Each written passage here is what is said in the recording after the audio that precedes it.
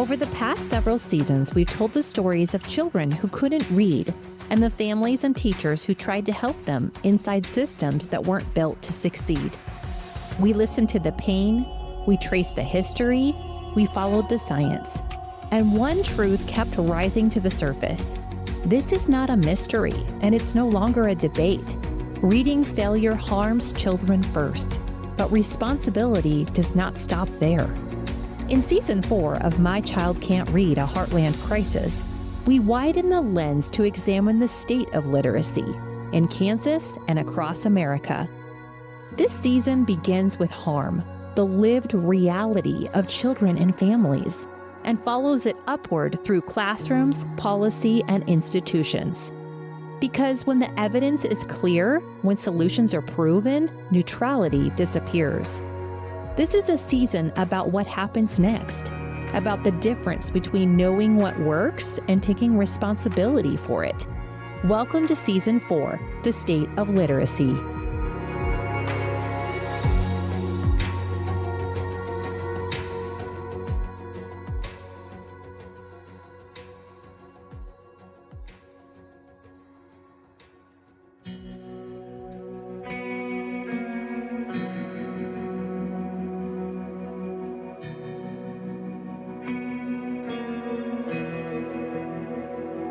Welcome back to the State of Literacy in Kansas. In Episode 2, The Adults in the Middle, we hear from teachers, administrators, and community leaders navigating the pressures of a system that often constrains them. Together, these voices show what happens when adults care deeply, and yet the system limits their impact.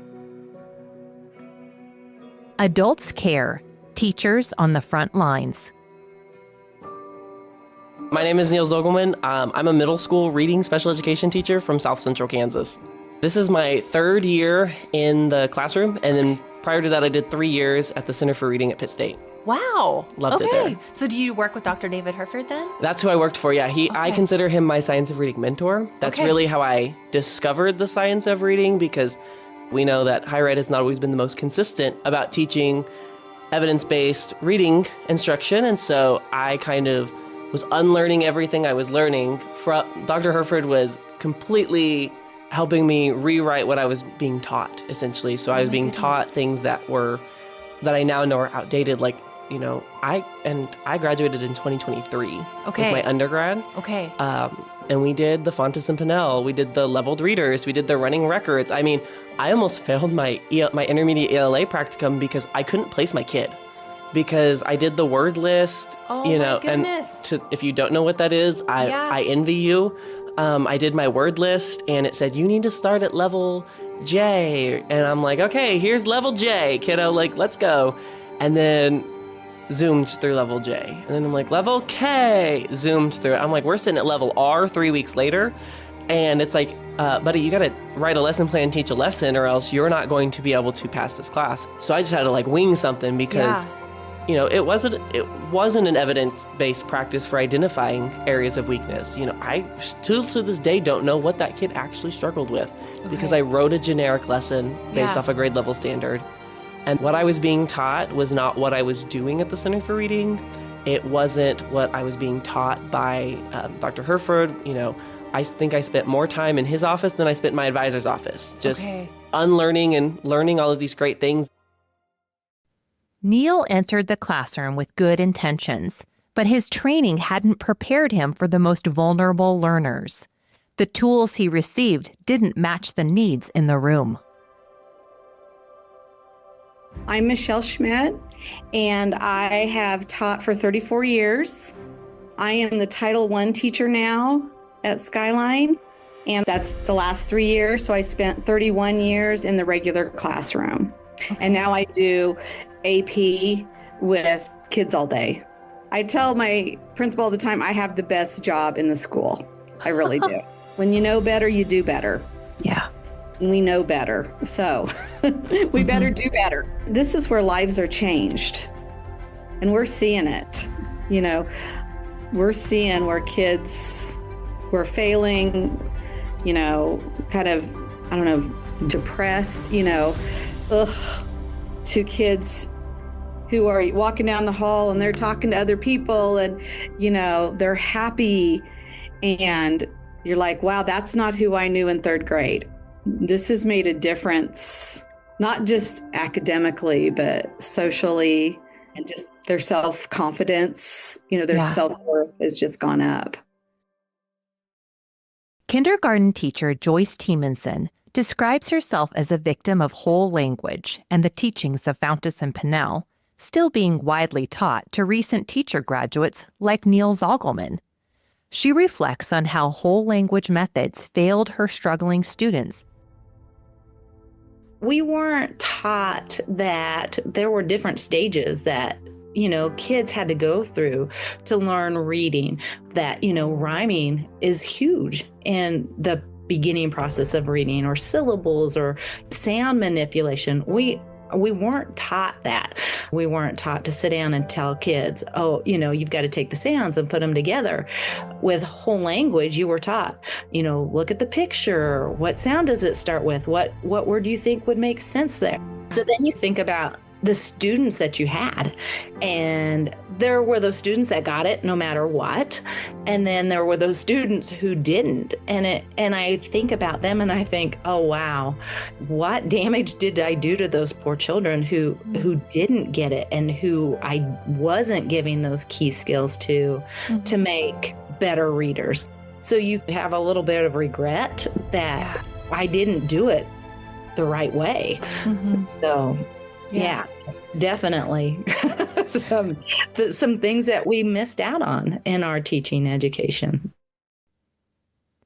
Joy started using the sound case 3 years ago after she attended a 2-day workshop at Phillips Fundamental Learning Center. The sound case is a phonics-based curriculum that builds a strong foundation for reading in any child aged 4 to 7, with each structured literacy lesson based around a classic children's book. Joyce was amazed at how well this science of reading-based instruction worked. Listen as Joyce tells a success story about one of her students who struggled to recall letter sounds. After using the sound case lessons, this student not only knew the sounds of the letters, but was also able to blend those sounds together to make words. This was all the proof Joyce needed to realize that if you teach a child to read the way the brain learns using structured literacy, that child can read. I had a student, he struggled. He was young, he had a lot of other things that were hindering his learning.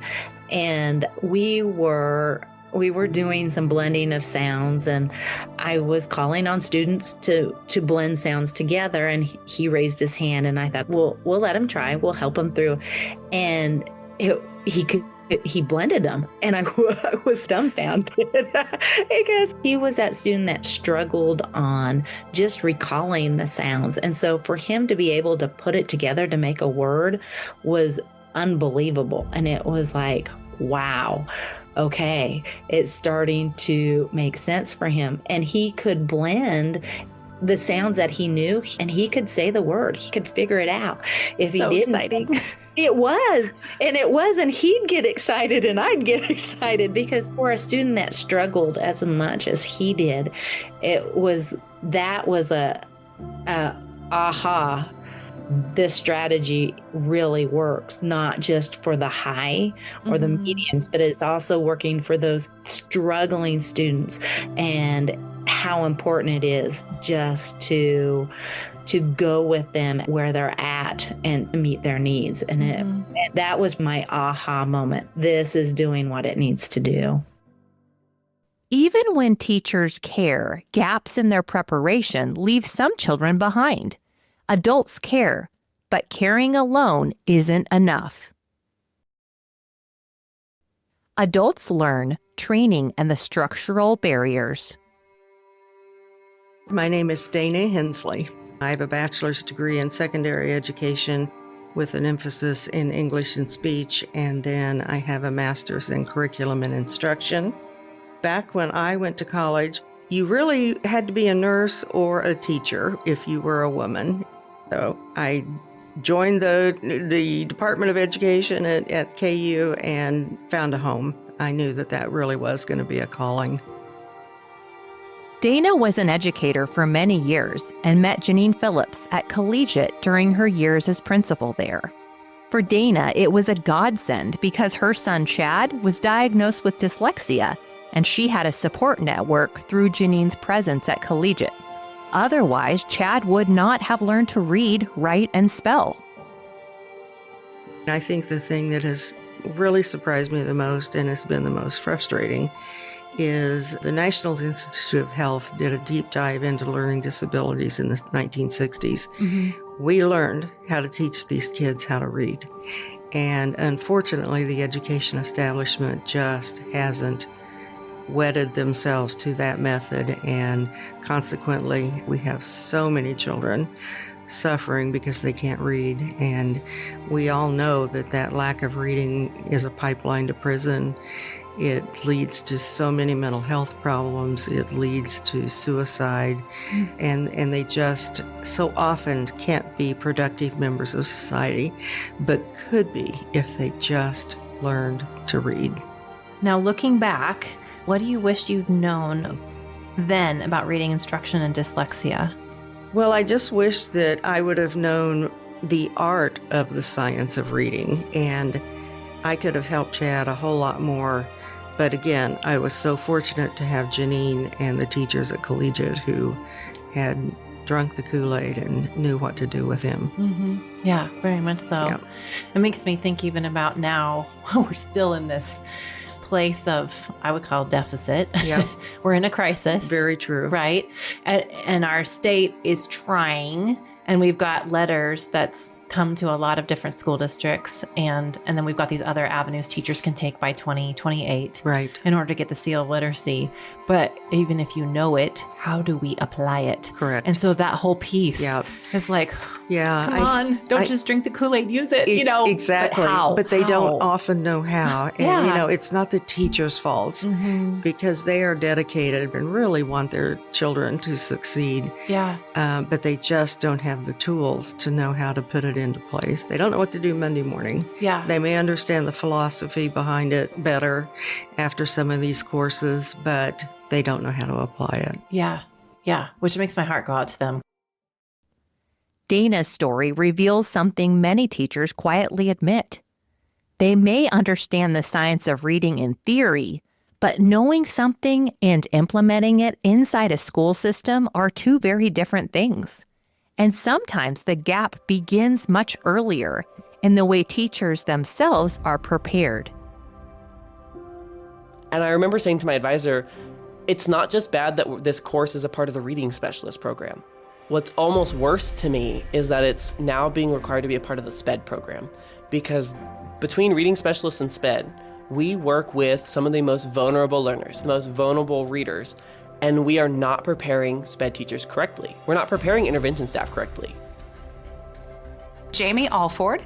I work at Friends University as Director of Graduate Workshops, and that, for people who don't know, is a section of Friends that is designed to provide graduate level coursework in workshop format, so condensed and intense, geared towards teachers who are recertifying for relicensure, moving up on the pay scale, or are working on their master's degree in education, and they can use those workshops as elective credits. Teachers aren't given enough credit for the amount that they care. Because I was in schools, they were low performing at the time, very high behavior, a lot of very at-risk behaviors of students, families, and the teachers go home with that burden. They go home with worrying about what's going to happen to this student. Are they going to have food? Then I always said this, I'm like, they're not toxic people, they're sad. They don't wake up every morning thinking I'm going to come and be angry, upset. They wake up every morning wanting to make a difference in a child's life. Yeah. And what I realized was they weren't giving the training to do it. Adults care, adults learn, and knowing isn't enough. Sometimes the adults in the middle aren't inside the traditional system at all. Sometimes they're parents. Sometimes they're community leaders. Sometimes they're people with no formal education degree who simply refuse to accept that students should not enter any grade level behind in reading. In Western Kansas, Annalisa No didn't come through a college of education. Her degree is in business. She didn't plan to become a literacy reformer. But when nearly every child entering her micro school was behind in reading, she went looking for answers. And what she found changed everything. My name is Annalisa No, and I'm the founder of Cardinal Academy, which is an innovative Christian learning environment that is a sort of a mashup between a traditional Christian school and a more creative micro school or hybrid homeschool program. In terms of my background, I was working in the business world in corporate consulting and doing all sorts of exciting things, but I just found myself in a position where I got involved in this conversation about what's happening with public education across the state of Kansas. And I jumped into it initially because I really just felt like there was an immediate problem that I had something to contribute to solving. And I thought that I would just do that one thing and then go on with my life and continue on with my plan to move out to LA and all the other things. I made the decision in June of 2024 to leave my full-time job. So when we started the program, 14 of our 16 students were behind grade level in reading. And this was really shocking to me. I had plans for the 4th through 8th grade class, right? I had a curriculum and a schedule and an idea about what that was going to look like. But when we got together on our first week, just to sit in a circle and read from a book out loud was extraordinarily painful for many of the students that were in the room. And when you get to be, 3rd and 4th grade and you're not reading well, it's a really emotional thing to have to go through because it's not like you can't read the room and sense that you ought to know how to sound these words out. So it's a really tragic experience for a young student to have to go through. And I was very, very surprised by that. I was very confused. I was very worried and instantly felt the need to search out what is happening and how did this happen and why is it happening? The most important resource that I found while I was trying to discover what was happening was the Soul to Story podcast by Emily Hanford. So the Soul to Story podcast was super enlightening and also enraging. And I binge listened to the whole thing because as soon as I tuned in and she started talking and connecting the dots on some of these stories that I had loosely heard about, the reading wars, No Child Left Behind, the money in publishing companies, it just started to click in ways that made so much sense. And I kept getting more and more angry the more that I was listening to it because it felt so exactly what you would expect it to be and exactly as terrible as you can imagine it could possibly be. So the process that I went through was I sat down side by side with this reading interventionist and just asked her to train me in the process of teaching a kid how to read. And as we went through those phonics rules, maybe 4 to 5 different little things that you could do to teach the rule and then reinforce the rule and enable the student to practice the rule. And so as we started that process, I kept thinking to myself, it's going to get more complicated, right? Next week is going to be harder. And we get, 6 weeks into this little 1 hour per week structure.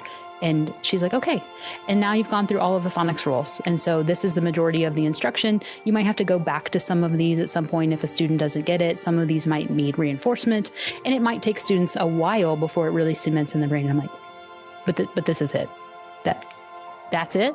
That's when I really started to think about this problem really, really differently. You don't need a 4-year degree in order to learn these things. You really just need to spend some time and attention breaking these things down. And I would argue that they're very specific things, but they're not complex in nature. Something that I believe any retired person could get the hang of, any regular average working person could get the hang of, whether you've worked with students before, whether you've been in a classroom before or not.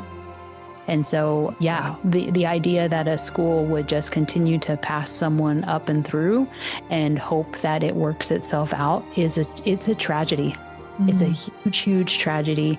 Yeah. And I can cry and I would pray for every single person who's going through that. And again, from the outsider perspective, getting a better understanding of what it takes to really solve it.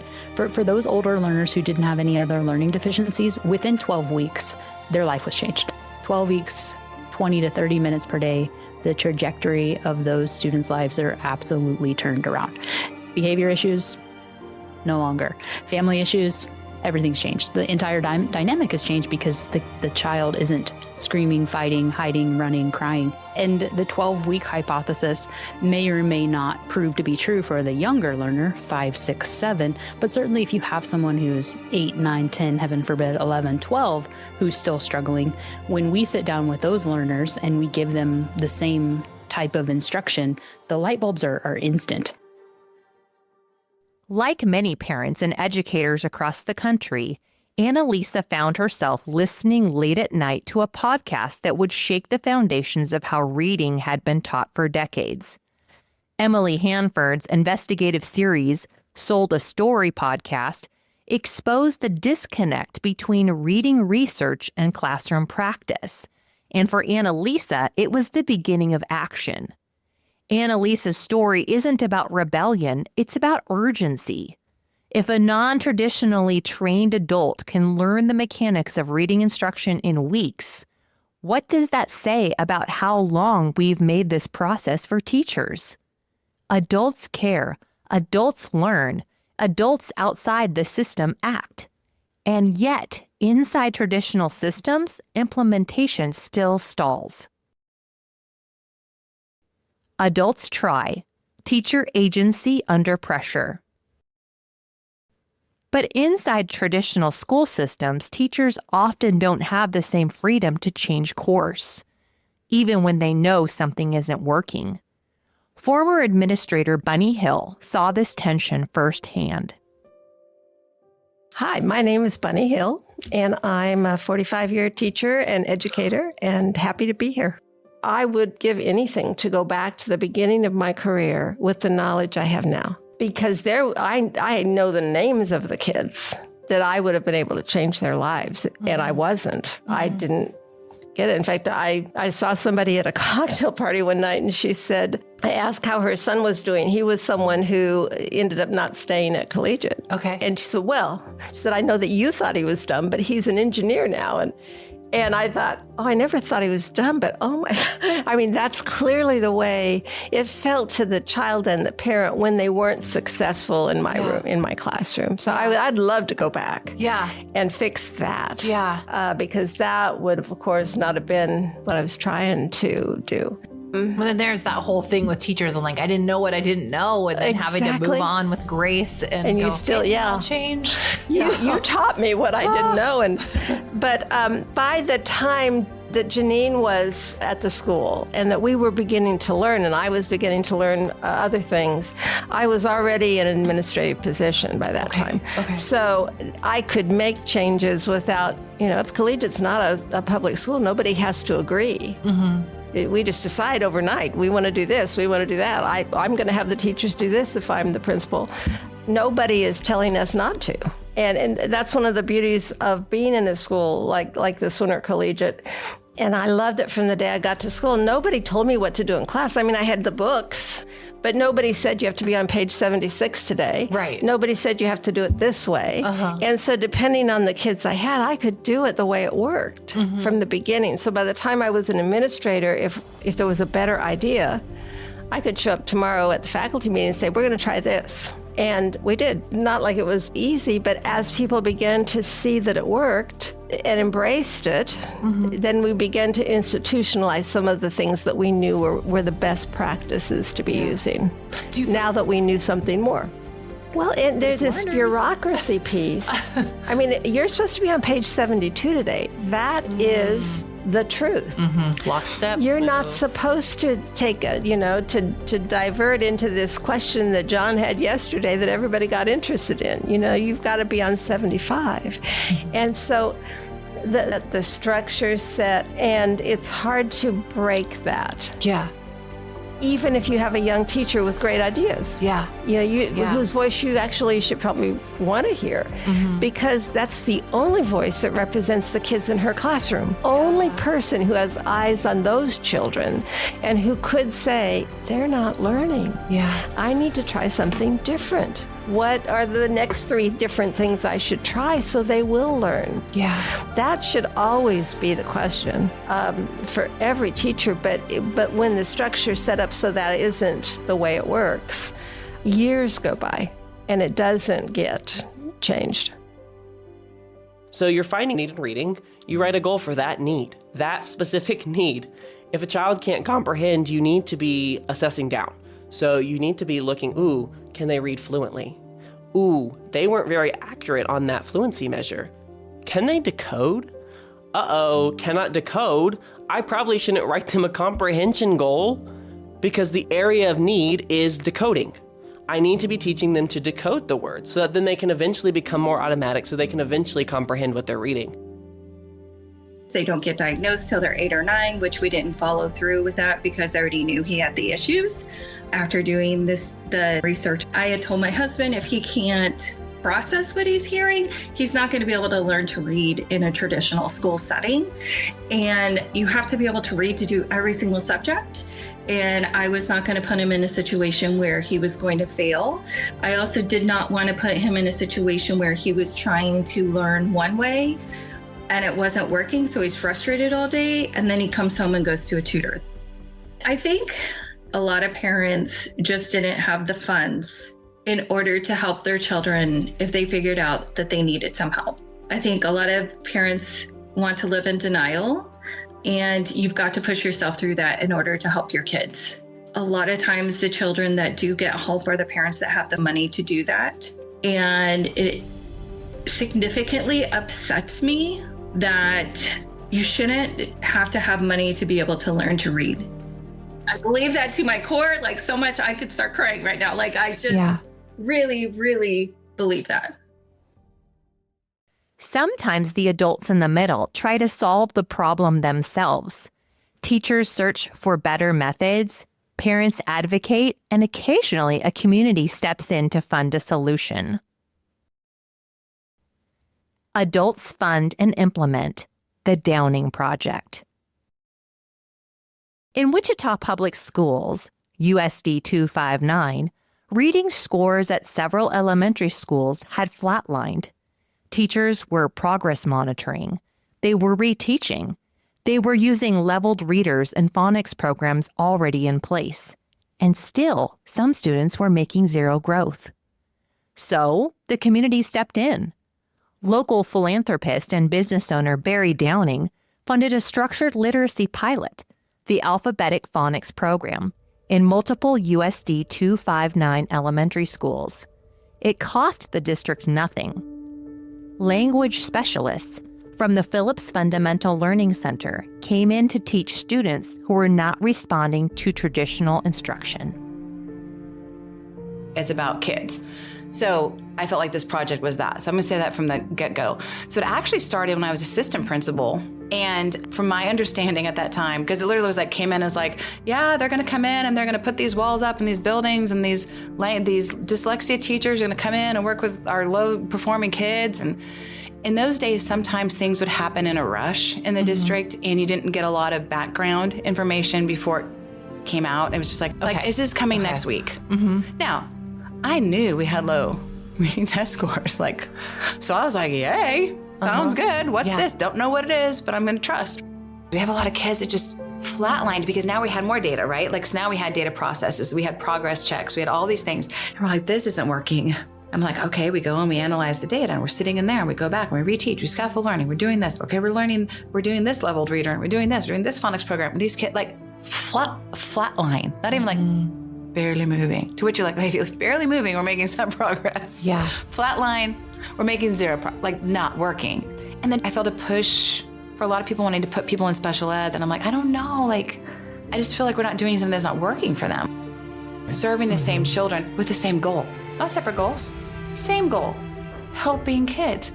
And it was fabulous because what did we start seeing? These kids that flatlined were not flatlining. And guess what? It wasn't special education or an IEP that did it. It was coming in and just teaching them differently, teaching them structured, teaching them a way that for their brains and how they were uniquely made, which is really good for everybody. So when we've got the data, because it was the classroom teachers who were doing the progress monitoring, right? So they're like, look, little Johnny made this huge leap. And I'm like, so then I'm showing Janine, we're showing everybody, and literally it's like tears. Everybody was at some point in tears. Grateful, not you did and I didn't. That wasn't the mentality of people. The competition wasn't there. No. It worked. And having conversations with them and asking, how does this work? And why is this happening? And what do you think about this? That Janine and I had like all of these cool conversations about how great would it be if we could train your kindergarten teachers on this, right? Because it really could be a tier, at the time, it was called like a tier 1 instructional model. We were using it as a tier 3, like intensive care unit. Right, there's something really wrong with you, so we're using this approach. Versus, it's actually just a great approach. It's brain-based. It goes with all the things. And maybe if we taught it down here in this huge tier 1, you wouldn't have as many kids that need tier 3 later on. So we would have all these great conversations. And I learned so much from her and the people that came in, and it was going well. And then one day it was like just the rug pulled out from everybody. Janine came in tears to my office. And word for word, it was so many years ago, I couldn't tell you, but essentially was, I'm so sad, I'm so mad, I'm so heartbroken. I just went to a meeting and the district is pulling it from all schools. And I'm like, oh, no. Like, who do I need to call? Who do I, like, thinking all of a sudden I have power, right? No, I'm just like a little principal. But I'm like, I just don't like injustice. And I felt like this was an injustice that was going to be done. It almost makes me want to cry to this day because it was so devastating to me. And like, why would we pull something that's working that we're not paying for? Now, am I wise enough to know that I don't know everything? Yes. But from my point of view at that time, what I felt was Janine's point of view at that time was, this is confusing.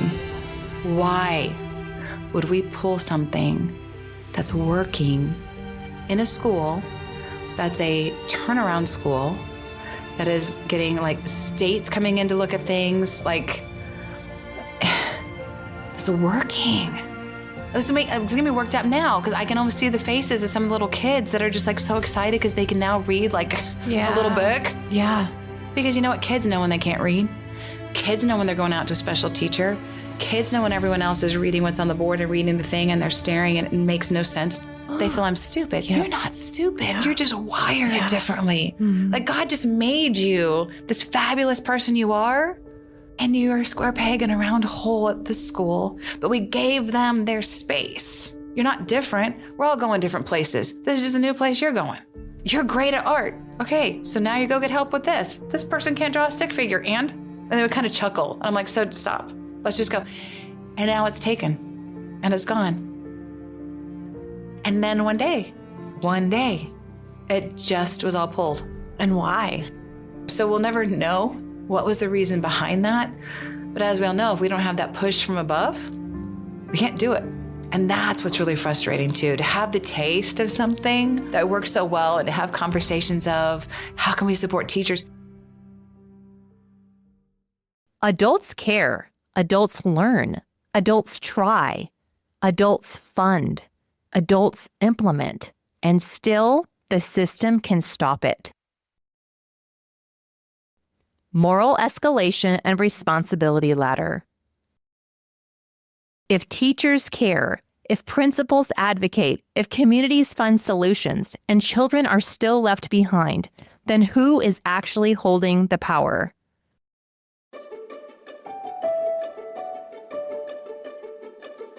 At Phillips Fundamental Learning Center, we know that when adults care, learn, and act, kids' lives are changed. You just heard the story of the Downing Project, a community-funded program that helped children finally read with confidence. Programs like this only happen because people like you choose to support PFLC. Your gift funds assessments, tutoring, and teacher training that give every child a chance to succeed. And you can see this impact firsthand at our 18th annual garden party on Friday, May 18th, here on our 24-acre campus. Celebrate with us. Enjoy live music, auctions, and springtime fun, all in support of our mission. All kids reading, all kids succeeding. Learn more and get your tickets at funlearn.org/garden or give us a call, 316-684-7323.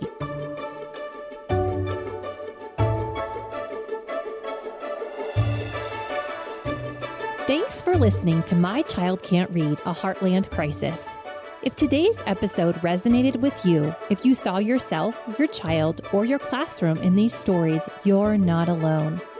We believe every child can learn to read, and every parent and teacher deserves the knowledge to help them. I invite you to take action today by subscribing wherever you get your podcasts so you don't miss an episode, rate and review to help others find this series, and tell us about your story and discover how the Phillips Fundamental Learning Center is changing lives through literacy at funlearn.org/podcast. That's funlearn.org/podcast.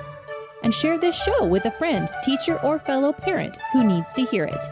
All resources, source credits, and tools mentioned in this episode can be found in the show notes. Remember, together we can rewrite the story, one reader at a time, right here in the Heartland.